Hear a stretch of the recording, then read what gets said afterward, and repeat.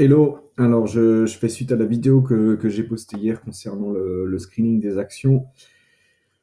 Qui dit action dit indice, donc j'ai déjà fait des vidéos sur l'explication des indices boursiers. Osoda les utilise, il en parle beaucoup dans le tome 1, donc vous devez absolument les prendre en compte. Donc là on est sur le CAC 40, donc le PX1. J'ai déjà fait beaucoup de vidéos en partant du mouvement après la vague Covid. Donc, il y a eu cette vague-là, il y a eu ici, il y a eu toute cette hausse-là. Maintenant, c'est toujours bien de savoir où on en est sur l'indice. On n'a pas besoin de tout analyser. De toute façon, normalement, vous êtes censé tout connaître, puisque au bout d'un moment, si vous êtes on va dire, si vous suivez votre indice jour après jour, au bout de quelques semaines, vous allez le connaître par cœur. Donc voilà, il faut s'imaginer maintenant que vous y allez, hein. Vraiment, vous y allez, vous choisissez un indice, vous prenez lequel vous voulez, mais vous y allez. Il faut pas rester statique. À un moment, il faut vraiment se mettre dedans. Donc moi, je propose le CAC 40 parce que la majorité des gens sur ma chaîne sont français. Et ben, vous êtes libre de choisir ce que vous voulez. Donc comme j'ai dit, j'ai déjà fait des vidéos sur les indices. Il y a plusieurs indices boursiers sur la place de Paris. Il n'y a pas que le CAC 40. Donc on va dire que le CAC 40, c'est l'indice phare qui reprend les 40 actions les plus capitalisées sur la place. Mais vous en avez d'autres et c'est toujours bien. Alors je vais le mettre sur clôture parce que Soda de toute façon aussi préconise de le mettre sur clôture. C'est toujours bien de regarder si il n'y a pas de divergence. Donc là vous avez donc le PX1 CAC 40 que vous pouvez comparer avec le PAX qui est l'indice qui va prendre toutes les actions. Donc all share ça veut dire toutes les actions alors que le CAC 40 en reprend que les 40 plus grosses. Donc c'est bien de voir s'il y a des divergences entre ces deux-là. Donc vous faites une comparaison dessus et on va regarder. Et quand je parle de divergence, c'est surtout au niveau des creux majeurs et sommets. Donc là, on voit que on n'a aucune divergence. Ce sommet-là, c'était le plus important. Ensuite, on a eu un creux ici. Ensuite, on a eu ça. Ensuite, on a eu ce creux-là. Ensuite, on a ça. Et là, on a probablement un retracement. Donc, ces choses-là, en termes de date, en termes de mouvement, sont strictement les mêmes. Donc, c'est toujours bien de le savoir. Donc, je peux laisser le PX1. Sur le PX1, pourquoi ce creux est intéressant? Ne regardez pas tout ce qu'il y a derrière, ici on s'en fiche. Pourquoi ce creux est intéressant? J'ai fait d'autres vidéos aussi là-dessus. Osoda insiste beaucoup sur les retracements en un tiers, un demi, deux tiers. Essayez de voir à l'œil à quoi correspond ça par rapport à un mouvement antérieur. Essayez de voir si vous voyez un tiers, un demi et deux tiers. C'est quelque chose que j'ai déjà expliqué dans mes vidéos. Je vais faire le retracement en partant de ce creux-là. On est sur un retracement d'un demi. Voilà pourquoi c'est intéressant. Ensuite, si vous affichez l'indice sur clôture, vous ne pouvez pas utiliser l'Ishimoku standard natif de TradingView, ni même le mien qui est, je crois, disponible dans la librairie, pour la bonne et simple raison que même si vous changez, et je l'ai déjà expliqué aussi dans une vidéo, même si vous changez ici l'affichage, soit si vous étiez en barre, mais la plupart d'entre vous sont en bougie, si vous passez de bougie à ligne sur clôture, l'indicateur, le script de l'indicateur, lui, va continuer à prendre les mèches des bougies, donc mèche haute, mèche basse. Je peux vous montrer si on prend ça comme ça. Là, je vais le mettre en bougie. On va essayer de prendre un plat. Là, on voit un plat qui jaune. Donc, ça veut dire il a attrapé un creux et un sommet. On voit lesquels c'est, mais je vais les prendre, hein. Donc, il a pris ce creux-là et ce sommet-là.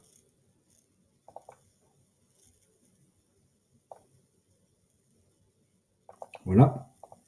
Ouais, bon, je ne suis pas propre, j'aurais dû le faire avec les mains. Et vous comprenez l'idée. Maintenant, si je me mets sur clôture, je bascule sur clôture.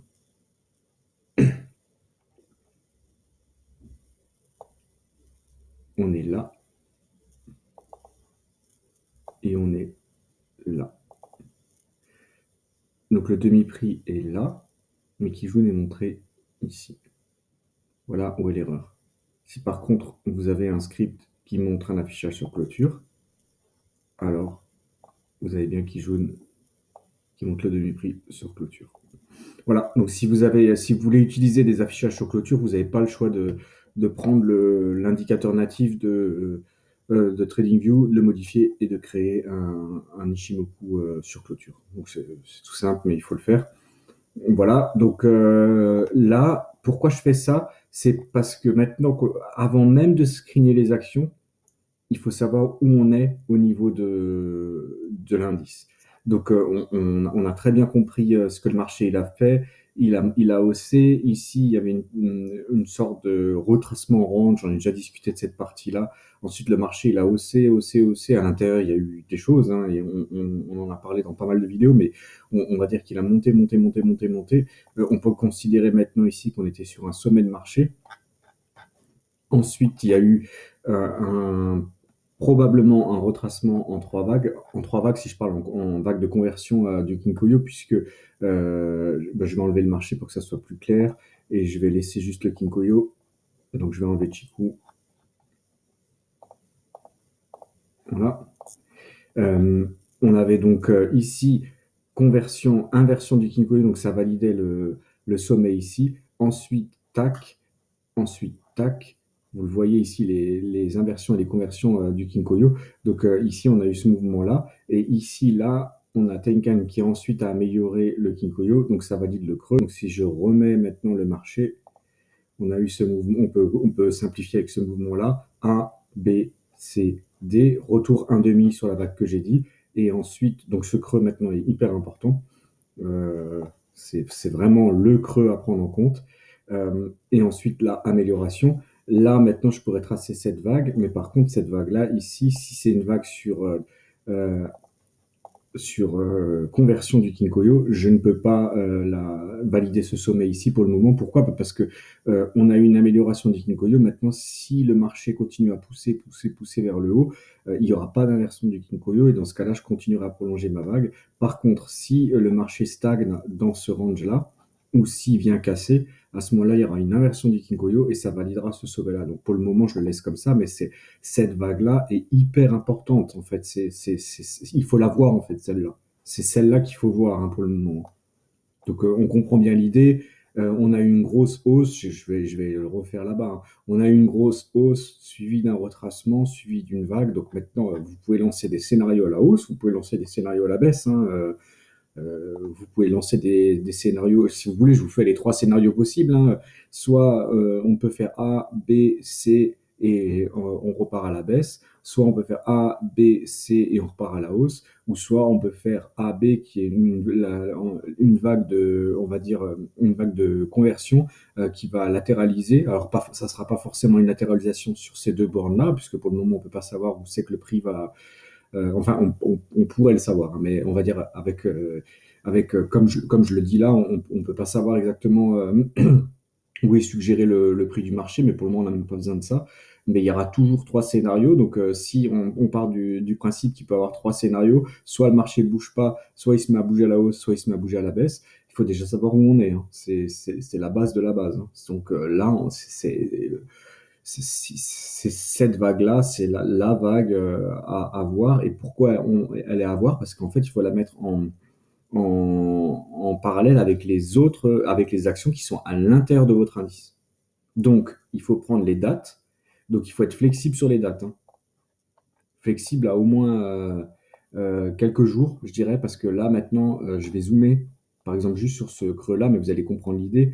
Vous voyez bien qu'en fait, ce creux-là a été marqué donc le 7 mars, mais le 4 mars, on avait une clôture à ce niveau-là. Ici, on a une clôture à ce niveau-là, et ici, on a une clôture à ce niveau-là. Donc, si on est large ici, on peut dire que le creux a été marqué donc du 4 mars au 8.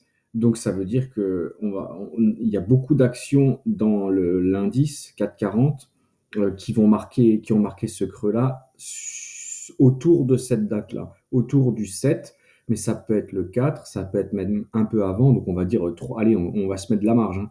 On met, si vous voulez, on met deux bougies de marge. Hein. Donc on va dire du 3 au 9. du 3 mars au 9 mars.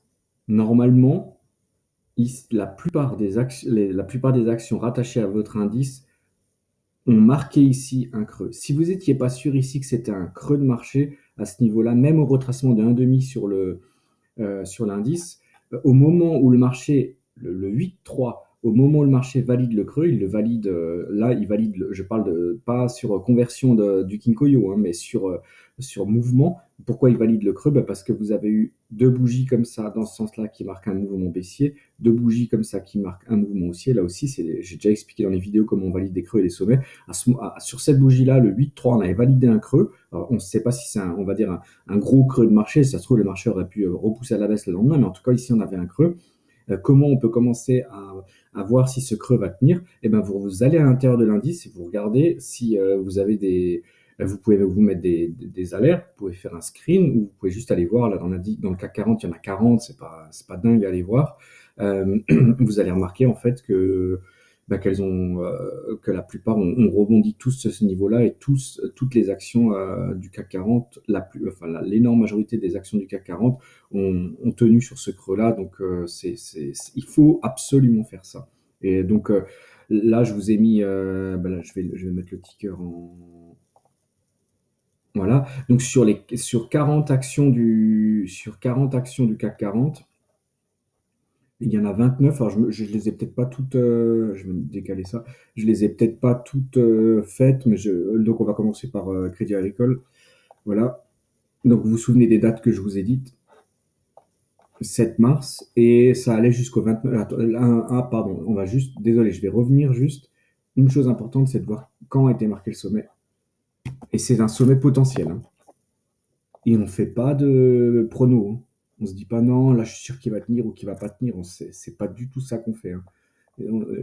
L'idée ici, et c'est ce que beaucoup de gens font, hein, c'est de dire ouais, maintenant je suis sûr qu'il va tenir, que le marché. On est sûr là, on est sûr de rien pour le moment. On est sûr de rien. On se base sur des faits. Ce creux-là est un fait. Ce sommet-là, 29 mars. Ok, donc on va retenir cette date, 29 mars. Et à partir de quand on pouvait le savoir? À partir de cette bougie-là du 31 mars, parce que ça a marqué un mouvement baissier, et ensuite on a été baissier tout le temps, tout le temps, tout le temps. Donc là, quand on a eu la traversée à l'intérieur du Kinkoyo, qui valide là vraiment définitivement que on est sur un retracement, c'est le 6 avril. Donc vous voyez, on va être large, on va dire autour du 5 avril. Donc trois dates, hein. Donc on devrait avoir un creux entre le 3 mars et on va dire le 9 mars, un creux de marché sur les actions. Ensuite, on devrait avoir une vague haussière. Sur l'indice, elle s'est terminée le 29 mars, donc fin mars, je veux dire, hein. Et début avril, on devrait avoir sur l'indice, on a une validation qu'on était rentré dans une correction de cette vague-là. Basta, hein, basta. Pas pour le moment, pas on ne va pas supposer que le marché va partir à la hausse, on ne va pas supposer que le marché va repartir à la baisse. Ne faites pas ça. Je sais que vous voyez partout des vidéos, mais ne faites pas ça. Vous n'êtes pas devin. Donc, on ne suppose pas, ou alors il faut des preuves.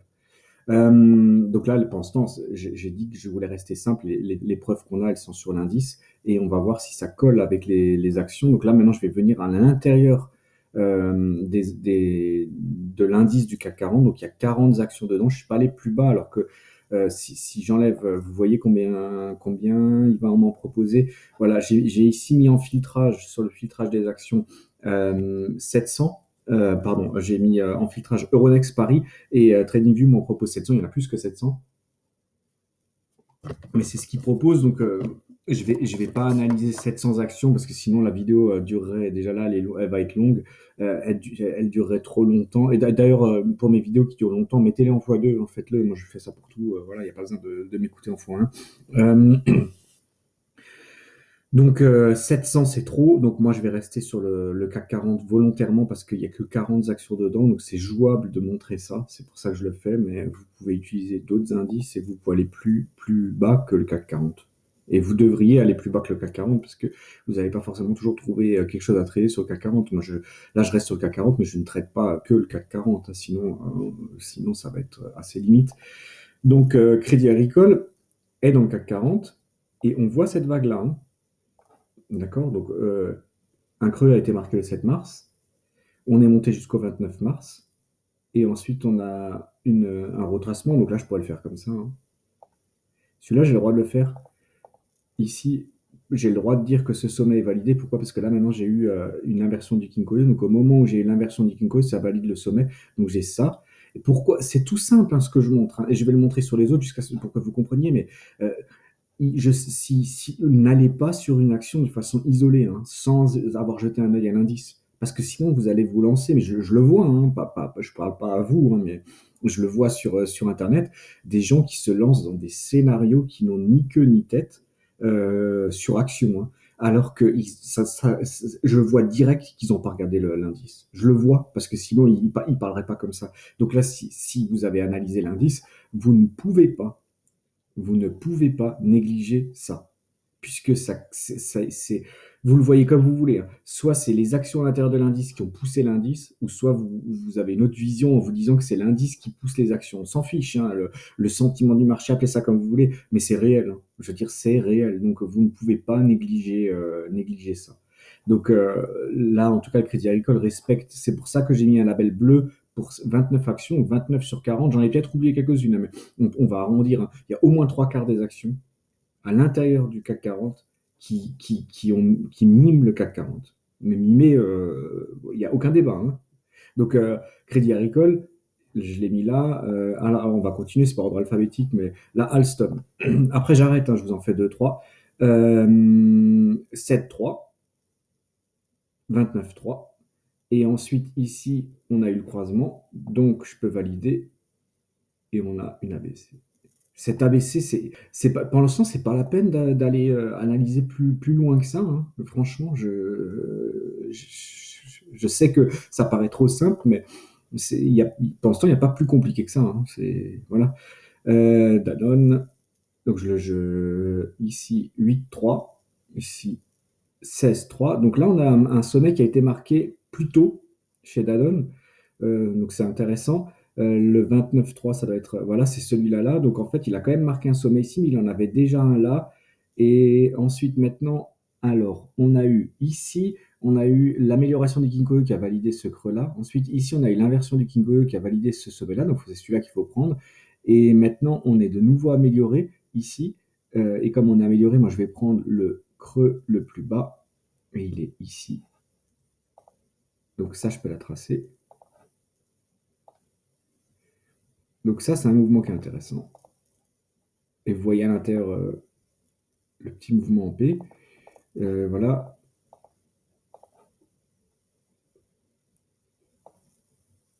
Comme ça. Je vais le faire comme ça. Donc ça, c'est un mouvement qui est intéressant. Alors, mince. Je vais le mettre un autre label dessus. Ah bah oui.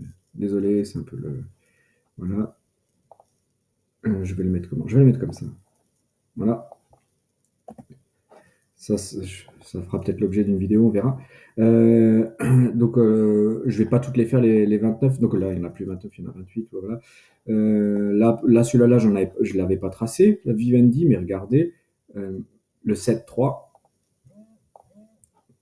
ici, donc on a marqué le creux. On n'a toujours pas de... Donc, je vais faire une flèche pour faire propre, hein. Ici, je vais faire une flèche. Pourquoi? Parce que on n'a pas eu d'inversion du Kinkoyo. On a un sommet qui a été marqué bien, donc là c'est le 20, je sais pas, je vais faire ça bien, le 30. Donc sur l'indice on était le 29, mais bon voilà, hein, je vous ai dit, il faut être flexible. Pourquoi je mets une flèche? Je l'ai déjà expliqué dans d'autres vidéos, parce que si on estime qu'on trace sur conversion du Kinkoyo, il a été amélioré, ce qui a validé le creux. Tant que le Kinkoyo n'est pas inversé, ce sommet est un sommet potentiel. Mais c'est pas grave, hein, voilà. Ce que je veux dire par là, c'est que si maintenant, ce matin, le marché ouvre chez Danone et vient percuter ce niveau-là, eh ben, je n'aurai pas d'autre choix que de prolonger ma vague comme ça. Voilà. Mais et à l'intérieur, après, si à l'intérieur, on voit qu'il y a eu des N dedans, hein. Il y en a une petite ici. Là, on voit qu'il y a un retracement. Ce retracement, il faut absolument le prendre en compte, hein, puisqu'on est re-rentré dans le Kinkoyo. On a une amélioration. On a suivi Tenkan et maintenant on est rentré dedans. Ça, c'est un retracement. Donc, mais après, vous n'êtes pas, prenez-le ou ne le prenez pas, mais ça, c'est aussi quelque chose qui est intéressant. Et donc, vous voyez à l'intérieur des actions qui ont copié l'indice. Il y a différents formats. Bah, là, par exemple, ici, donc il y avait le format Danone où on a eu vague de conversion avec amélioration du Kinkoyo, suivi d'une inversion du Kinkoyo, suivi d'une réamélioration du Kinkoyo, quelque chose d'assez standard. Ça, c'est ce qu'on a vu sur Danone. Je l'ai mis en label bleu, fluo, cyan, comme vous voulez. Là, maintenant, sur Vivendi, on a eu autre chose. C'est qu'on a eu, on a eu donc amélioration du Kinkoyo. On a bien un retracement, mais sans inversion du Kinkoyo. Mais on est toujours sur un format en ABC. Là, maintenant, ici, on a un autre format, mais toujours, regardez, donc là, ouais, là aussi, là, vous voyez, c'est un peu différent. Je vais faire comme ça. Tac, tac. Il a marqué un sommet plus tôt, un peu comme sur Danone, et ensuite, le 29, le fin mars, il n'a pas marqué de sommet, et maintenant on a un retracement jusqu'ici. On n'a pas encore l'inversion du Kinkoyo, donc je vais le laisser comme ça, mais vous voyez comment c'est un petit peu. Voilà, là maintenant on a les deux, on est un peu au même format que. Ah non, je crois qu'on n'en a pas eu un comme ça. Bah, je terminerai par celui-là, c'est tout simple, hein. Donc, on commence au 7-3 comme l'indice. Ensuite, j'ai pu prendre ce creux-là parce qu'on a eu l'amélioration du Kinkoyo. Et maintenant, on a l'inversion du Kinkoyo. Vous voyez, Kijun est au-dessus de Tenkan. Donc, ça valide le point le plus haut avant l'amélioration précédente. Donc, c'était ici. Donc, j'ai le droit de faire ça. Et je fais ça. Et donc, on est sur un format. Ici, on est sur un format qui est différent. On suit toujours l'indice, mais ici, on a eu une amélioration suivie d'une inversion. Donc, en gros, hein, on va dire que vous avez trois formats. Pour les actions qui suivent, trois formats, si on reste sur les croisements du Kinkoyo. Vous pouvez avoir trois formats, et c'est ce qu'on retrouve dans la liste, mais je vous invite à le faire, je vais pas toutes les faire. Soit vous avez des actions qui suivent l'indice et qui font exactement comme lui, à savoir une amélioration du Kinkoyo suivie d'un retracement sans inversion du Kinkoyo. Ça, c'est la première possibilité. Ou alors vous avez une deuxième possibilité, c'est que il suit l'indice, il a amélioré Kinkoyo, mais ensuite il a été inversé, comme le cas ici. Ou alors, comme l'exemple de Danone, vous pouvez avoir une troisième possibilité, c'est qu'il a bien suivi l'indice, sauf qu'il a fait amélioration du Kinkoyo sur une vague, inversion avec une vague de retracement, et ensuite re-amélioration avec potentiellement une troisième vague. Voilà un peu les trois configurations euh, dans les actions qui ont suivi l'indice. Et c'est très très important de regarder l'indice en premier. Donc voilà, je vais pas le faire pour toutes. Et j'ai dit, genre, maintenant, là-dedans, j'en sélectionnerai celles que j'ai envie. Et je vais pas toutes les montrer parce que ça va être trop long. Mais c'est à vous aussi de faire ce travail, hein. Franchement, c'est à vous de le faire, de choisir celles que vous avez envie, celles que vous n'avez pas envie de trader, et essayer de comprendre la raison pourquoi vous les prenez pas ou vous les prenez. Et j'ai mis des labels de d'autres couleurs en rouge et en vert. C'est très simple à comprendre. Donc, dans rouge, j'en ai deux actions qui sont dans le CAC 40. Pourquoi j'ai pris celle-là? Eh ben, vous voyez, en fait, parce qu'elle a bien marqué un sommet, un creux, pardon, au même niveau que l'indice. Elle a bien marqué un sommet à peu près le 29. Je sais pas, je pense que je l'ai mal mis. Ah non, si, c'est juste, c'était le point haut. Donc voilà, fin mars, elle a bien marqué un sommet. Et ensuite, le marché a cassé A. Donc à partir du moment où vous avez une action à l'intérieur d'un indice et que l'indice tient un creux et que votre action, elle, ne tient pas le creux, c'est une alerte, hein. C'est déjà une alerte. Après, ça ne veut pas dire que le marché ne va pas repartir, hein, mais c'est déjà une alerte. C'est pour ça que moi, je l'ai mis en rouge. Et même chose pour Kering. Voilà. Donc il a fait la même chose. Donc il a marqué un creux au 7 mars. Il est monté jusqu'au 28, jusqu'au jusqu'au 29, voilà. Et ensuite, il allait casser le point A. Donc voilà, c'est des choses à noter, hein. Mais c'est pour ça qu'il faut, je répète, mais il faut savoir ce que fait l'indice, hein. Donc, et vous mettez l'indice dessus, hein. Là, je ne le mets pas parce que, voilà, mais vous mettez l'indice dessus, hein. Et vous, comme ça vous, et vous repérez, hein, le creux, il est, attendez, je vais décaler un peu, le creux, il est là, le sommet, il est là. Et on voit que on est synchronisé, hein. Donc voilà, et ensuite, je vous ai mis aussi, toujours en restant dans le CAC 40, 6 actions que j'ai labellisés en vert, qui a priori n'ont pas respecté on va dire le mouvement de l'indice. Donc il y a Sanofi. Alors, il avait bien son creux ici au 4 mars, là, 7 mars, pardon, ici.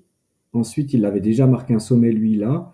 Ensuite, le marché, là, ici, il y avait un sommet pour l'indice. Son sommet à lui, le plus haut, était ici. Mais ce qui est important, c'est qu'on a vu que l'indice est en train de retracer maintenant et qu'il n'a pas cassé son sommet. Et on voit que chez Sanofi, ce qui s'est passé, c'est que si on considère que ici, c'était le sommet et que ça, c'était la vague de conversion, puisque là, il y a eu l'amélioration des Kinkoyo, mais on voit que ça a été cassé. Et donc, il est déjà maintenant dans autre chose. Pour Orange, même chose. Il est parti du 8,3, il est monté jusqu'au 29,3, il a fait un retracement. Sur l'indice, on est encore en train de retracer. Et sur Orange, ici, alors il faut être vigilant. Hein, c'est pas parce que vous avez une divergence comme ça qu'il faut y aller direct. Hein, mais en tout cas, c'est bien de savoir lesquels le font. Hein. Et donc là, on voit qu'on a une cassure du point B. Hein, ici, tac. Et Orange n'a pas suivi pour le moment l'idée de l'indice, c'est savoir qu'on est en train de retracer dans la vague A B. Il est au-dessus de son point B, mais soyez vigilants, n'y allez pas comme ça. Hein. Mais sincèrement, si déjà vous tradez juste sur divergence comme ça, c'est déjà pas trop bête, on va dire. Hein. Alors Thales c'est autre chose. Hein. Vous voyez, il était déjà haussier depuis longtemps, depuis là. Voilà. Alors quand vous avez une action qui est en claire divergence par rapport à l'indice, c'est bien de regarder pourquoi en fait. Là, à aucun moment Osoda dit qu'il ne faut pas s'intéresser. Alors, il y en a qui appellent ça le fondamental, mais hein, on va dire s'intéresser de près à l'historique, à ce qui se passe dans l'action, parce qu'elle a une vie, hein, cette action. Donc, quand vous voyez des divergences, c'est bien d'aller regarder ce qui se passe. Donc là, je ne vais pas en parler. Ici, donc on a bien marqué le creux plus ou moins au même niveau. Donc là, nous, on était au 9, mais voilà, pas de souci. Et ensuite, ici, on peut considérer que, enfin, on ne sait pas qu'on peut le considérer, hein, c'est qu'ici, on a une vague de conversion, retracement sur Kijun. Sur l'indice, on est toujours dans le retracement, et là, on a cassé déjà cette vague-là. Donc, et là, on voit qu'on est en train de suivre Tenkan, donc on est déjà sur autre chose ici. Carrefour, 7 mars. Et le marché est parti. Air Liquide. C'est pour ça que je les ai mis ailleurs, hein. D'une autre couleur, pardon. Air Liquide, même chose, hein, le creux au même endroit, mais ensuite c'est parti. Voilà. Donc pour résumer, parce que j'ai fait beaucoup là, vous prenez un indice, vous regardez où vous êtes dans l'indice, vous détectez dans quel range on est par rapport, par exemple, au croisement d'un Kinkoyo, donc le creux et le sommet en question. Vous le comparez avec un autre indice sur la même place de marché. Donc là, par exemple, j'ai fait PX1, qui est l'indice CAC 40, avec PAX, qui est le All Tradable, ce qui veut dire que c'est All Shares, pas All Tradable, ça veut dire toutes les actions de la place de Paris. Vous pouvez aussi le comparer avec d'autres indices qui sont parce que les indices mondiaux, on est globalisé, hein, donc vous pouvez le comparer avec le SP500, avec le DAX, avec ce que vous voulez. Mais vous ne commencez pas à analyser une action sans savoir où vous en êtes dans son indice. Et ensuite, vous allez à l'intérieur de l'indice et par exemple, là, c'est une technique que je vous donne, mais il y en a plein. Vous pouvez par exemple catégoriser trois types d'actions. Action 1, celles qui suivent l'indice. Alors, soyez flexibles, comme je vous ai montré. Il y en a qui sont vraiment à la perfection sur le creux et le sommet. Et il y en a certaines qui avaient marqué un sommet un petit peu avant, un petit peu après. Donc, soyez flexibles. Mais en tout cas, voilà, trois catégories. Une catégorie d'actions qui suit l'indice, et ça va représenter la majorité. Ensuite, une catégorie d'actions qui ne suivent pas l'indice, on va dire qu'ils sont en divergence, soit à la hausse, soit à la baisse. La dernière catégorie, ben, la divergence de l'autre côté. Donc, moi, je l'ai fait comme ça. J'avais un label bleu pour les actions qui ont suivi le CAC 40. J'avais un label rouge pour les actions qui ont perforé le creux et j'ai un label vert ici pour les actions qui sont potentiellement en divergence haussière alors que l'indice est en train de retracer. Voilà un petit peu l'idée. Donc, je vais continuer les vidéos dans ce sens-là, mais vraiment, vraiment, vraiment, faites ce travail-là. Je le dis, mais je sais que personne ne va le faire, mais enfin, quasi personne, mais si vous ne le faites pas, bah, vous n'allez pas comprendre, en fait, tout simplement. Vous ne pouvez pas analyser une action sans savoir où sont les indices. Ça n'a pas de sens. Donc, faites ce travail-là. Et si vous n'avez pas l'habitude de travailler sur action, c'est pas compliqué, hein. Je pense que ce que j'ai montré ici était assez simple, hein. Vous voyez où sont les creux majeurs et mineurs et vous regardez si ça colle avec l'action qui est à l'intérieur. Voilà. Allez, à plus. Ciao.